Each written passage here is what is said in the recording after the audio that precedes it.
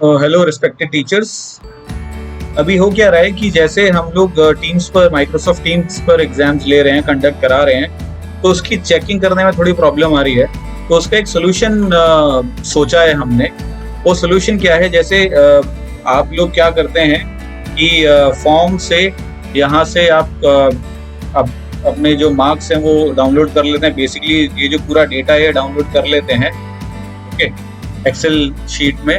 और कुछ इस तरीके का आपके पास डेटा आ जाता है। यहाँ पर आप स्टूडेंट का नेम आ जाता है, टोटल पॉइंट्स आ जाते हैं। बट ध्यान रखिएगा, ये जो टोटल पॉइंट्स हैं ये आउट ऑफ 60 हैं, ठीक है। अगर मैं 9th-10th की बात करूँ और स्पेसिफिकली अगर मैं साइंस की बात करूँ, ये सब्जेक्ट वाइज वेरी कर सकता है। कुछ सब्जेक्ट में 50 क्वेश्चन भी हैं, कुछ सब्जेक्ट में 40 ही क्वेश्चन है, कुछ सब्जेक्ट में 60 क्वेश्चन है, ओके। तो it depends on the subject, okay. तो अब होगा क्या कि मान के चलते हैं आपके पास ये एक्सेल शीट आपके पास आ जाएगी। इसमें हर एक जो क्वेश्चन होगा, जैसे मैंने यहाँ पे ऊपर मार्क किया हुआ है क्वेश्चन नंबर 1, 2, 3, 4 लाइक वाइज। तो क्वेश्चन, उसके पॉइंट्स और उसके बाद में होता है फीडबैक का कॉलम। तो आपको ना सारे क्वेश्चन में से फीडबैक का कॉलम हटाना पड़ेगा। सबसे पहला काम आपको ये करना है, ओके। इसके बाद आपको पता है कि एक सेक्शन में कितने क्वेश्चन हैं। जैसे साइंस में एक सेक्शन में, सेक्शन ए में 24 क्वेश्चन है। Out of 24 question students have to attempt only 20 questions, ठीक है। अब यहाँ पर गड़बड़ी क्या हो रही है कि अगर स्टूडेंट गलत क्वेश्चन करता है, गलत आंसर कर देता है, तो उसको 0 मार्क्स मिलते हैं। अगर वो अटेम्प्ट नहीं करता तो उसको 0 मिलते हैं। अगर हम कोई फॉर्मूला लगाते हैं तो वहाँ प्रॉब्लम आ जाती है, ओके, क्योंकि वहां पर हमें ये समझ में नहीं आ पाता है कि उसने कौन सा अटेम्प्ट किया है, कौन सा उसका गलत है। तो उसके लिए एक चीज बहुत ध्यान से समझनी है कि जहां पर उसने अटेम्प्ट नहीं किया होगा वहां पर ये ब्लैंक होगा, ठीक है। मतलब कोई आंसर उसने दिया नहीं है तो यहाँ पर ब्लैंक होगा। तो हमें क्या करना है, हमें एक सेक्शन का, मैंने यहाँ पर एक सेक्शन का बनाकर देखा है खुद से। हमें ये 2 कॉलम बनाने हैं, एक तो है ब्लैंक का और एक है मार्क्स। और ये 2 फॉर्मूले हैं हमारे पास, काउंट इफ का और काउंट ब्लैंक का। Basically we have to count the blank, हमारे कितने ब्लैंक हैं। अगर 24 में से 20 क्वेश्चन वो अटेम्प्ट कर लेता है, 4 ब्लैंक छोड़ देता है, तो ठीक है, कोई प्रॉब्लम नहीं है। लेकिन अगर 4 से कम ब्लैंक होते हैं, इसका मतलब कि उस स्टूडेंट के मार्क्स को हमें देखना पड़ेगा, ठीक है। अब ऐसे स्टूडेंट बहुत कम होते हैं जो 24 में से 24 कर देते हैं, 24 में से 23 करते हैं, ओके। तो उस कंडीशन में क्या है कि you need not to calculate और count all the marks of the students, ठीक है। अब मैं ये कॉपी कर लेता हूँ और यहाँ पर मैं पेस्ट करता हूँ। तो अब ये CZ3 और DW3 ये तो किसी और शीट का एड्रेस है। मुझे यहाँ देखना पड़ेगा कि मुझे काउंट कहाँ से करना है। ध्यान रखना, इस वाले कॉलम से A3 से काउंट मत करना, क्योंकि ये वाला 1 भी काउंट करेगा, ओके। तो हमें क्या करना है, हमें D3 से कैलकुलेट करना है जितने भी ब्लैंक होंगे, ओके। और उसके बाद हमें D3 से कहाँ तक आना है, S3 तक। ये मैं इस शीट के अकॉर्डिंग बता रहा हूँ, ओके। आपकी शीट के अकॉर्डिंग ये एड्रेस चेंज हो जाएगा। तो मैं CZ की जगह पर D3 कर रहा हूँ और DW3 की जगह पर मैं यहाँ पर S3 कर रहा हूँ, ठीक है। Count blank, okay, S3 clear.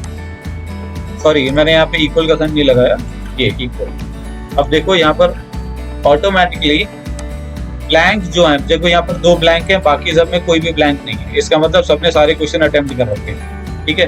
अब मैं, अगर मुझे चेक करना है ये जो स्टूडेंट A है, इसने कितने ब्लैंक छोड़े हैं। एक तो ब्लैंक ये हो गया, दूसरा ब्लैंक ये हो गया, और कोई ब्लैंक नहीं है, क्लियर। अगर मैं सेकेंड स्टूडेंट को चेक करता हूँ तो यहाँ पर कोई भी ब्लैंक नहीं है, ठीक है। मान के चलते हैं इसका जो लास्ट क्वेश्चन है उसने अटेम्प्ट नहीं किया, तो यहाँ पर 0 आ जाएगा और 1 ब्लैंक आ गया, देख पा रहे हैं, ओके। तो हमें यहाँ पर ना ब्लैंक काउंट करने हैं, सबसे इंपॉर्टेंट ये है। ब्लैंक काउंट करने से क्या होगा, हमें पता चल जाएगा कि स्टूडेंट ने 20 से ज्यादा क्वेश्चन अटेम्प्ट किए हैं। तो जिसने भी 20 से ज्यादा क्वेश्चन अटेम्प्ट किए हैं, वो वाले स्टूडेंट के मार्क्स हमें, क्वेश्चन हमें चेक करने पड़ेंगे, ठीक है। ये तो हो गया ब्लैंक काउंट करने का। इसके बाद आता है काउंट इफ या sum if. It is totally up to you, आप कौन सा फॉर्मूला लगाना चाहते हैं। यहाँ पर मैंने फॉर्मूला पुट किया एक minute, count if copy paste,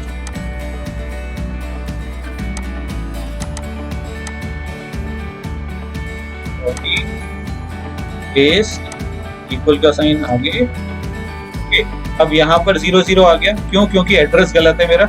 अब मैं एड्रेस डाल देता हूँ, यहाँ पर एड्रेस क्या है मेरे पास, जो यहाँ पर था D3 से S3। ओके, तो यहाँ पर भी मैं कर देता हूँ D3 से S3, और काउंट क्या करना है, उसको 1 करना है, जितने भी 1 है वो काउंट कर लेगा। एंटर कर दिया, काउंट कर लिया, देखिए अब सबके नीचे टोटल आ गया कितना है। ओके, सिमिलरली सेक्शन बी में आपको करना है। फॉर्मूला ध्यान रखना, आपको सिर्फ ये एड्रेस चेंज करना है, ये एड्रेस चेंज करना है। ओके, अच्छा, अब ये जहां भी आप फॉर्मूला पुट करेंगे आपको इक्वल का साइन आगे जरूर लगाना है। अगर मैं यहाँ इक्वल का साइन लगा देता हूँ तो मेरा फॉर्मूला यहीं पुट हो जाएगा, इसलिए मैंने इक्वल का साइन दोनों जगह से हटाया हुआ। ओके, अब सिमिलरली सेक्शन बी देख लेते हैं। सेक्शन बी में भी मान के चलते हैं हमारे पास यही डेटा आ गया। ओके, एंड सेक्शन सी में भी हमारे पास यही डेटा आ गया, मतलब अकॉर्डिंग टू द सेक्शंस और स्टूडेंट के मार्क्स हमारे पास ये डेटा आ गया। अब क्या करना है, टोटल मार्क्स, हमें इसका टोटल चाहिए। अब ध्यान आपको क्या रखना है कि हमें ब्लैंक का टोटल नहीं चाहिए, हमें चाहिए मार्क्स का टोटल। तो मैं यहाँ पर सम का फॉर्मूला, डायरेक्ट सिंपल सम का फॉर्मूला लगा देता हूँ, SUM ब्रैकेट, क्या क्या चाहिए, मार्क्स, कंट्रोल प्लस, मतलब कंट्रोल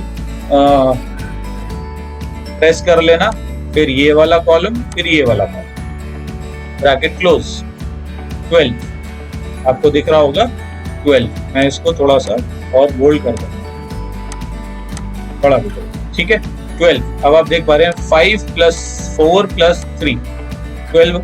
अब इसको हम ड्रैग कर लेते हैं नीचे, हमारा टोटल आ गया। अब ये जो मार्क्स है ना, ये वो मार्क्स हैं जो कि आउट ऑफ जितने उन्होंने अटेम्प्ट किए थे, ठीक है, 60 में से ये मार्क्स हैं 22, 35, है ना, ये मार्क्स चेंज हो जाएंगे। देखो 12, 19, 18 ये हो गया, वो जो मार्क्स थे वो छोड़ देंगे हम, है ना। ओके, अब एक्चुअल मार्क्स क्या है साइंस में, क्योंकि आपको out of 60 question 50 question attempt करने थे और हर एक क्वेश्चन जो है 0.8 मार्क का था, तो जो भी यहाँ पर नंबर होगा इक्वल टू ये वाला column multiplied by 0.8, enter. Okay, तो ये इसको हम नीचे ड्रैग कर लेंगे, ये हमारे पास इनका एक्चुअल स्कोर आ गया जो आउट ऑफ 40 है।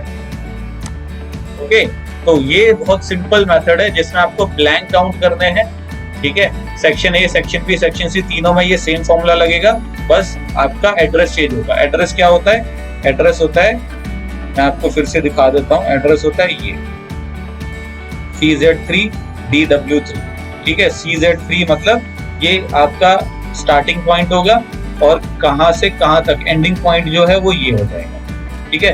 तो दोनों केसेस में आपके स्टार्टिंग पॉइंट और एंडिंग पॉइंट सेम होंगे जब आप सेक्शन ए में लेकर चलेंगे। सिमिलरली जब आप सेक्शन बी में लेकर चलेंगे तो भी आपके स्टार्टिंग और एंडिंग पॉइंट सेम होंगे। सेक्शन सी में भी स्टार्टिंग एंडिंग पॉइंट सेम होगा। फॉर्मूला काउंट इफ और काउंट ब्लैंक लगेगा और उसके बाद जो फाइनल फॉर्मूला होगा वो सम का लगेगा। सम का फॉर्मूला लगाने के बाद आपको जो भी आपके पास ये मार्क्स आए हैं उसको मल्टीप्लाइड बाय 0.8 कर देना, जिसके भी 0.8 मार्क का एक क्वेश्चन होगा। अगर 1 मार्क का क्वेश्चन है तो वो यही रहेगा आपका फाइनल स्कोर, ठीक है। ये आपका बहुत इजी तरीके से हो जाएगा। Okay, thank you. In case अगर कोई डाउट हो तो आप लोग मुझसे पूछ सकते हैं। Thanks a lot.